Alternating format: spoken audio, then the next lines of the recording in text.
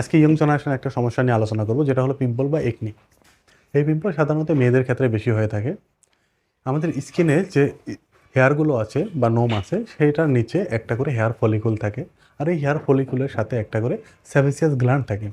আর এই গ্ল্যান্ড থেকে ঘাম বা তেল জাতীয় বস্তু বের হয়। যখন কিবা কারণে এই সেবাসিয়াস গ্ল্যান্ডের মুখটা বন্ধ হয়ে যায়, তখন এই তেল জাতীয় বস্তুগুলো ভিতরে ভিতরে জমা হয়ে থাকে। আর জমা হয়ে ফুলে যায়, সেটাকে আমরা পিম্পলস বলে থাকি। আর এই পিম্পল সাধারণত মুখের বাইরেও, কপাল, বুক বা আমাদের ঘাড়েও হয়ে থাকে।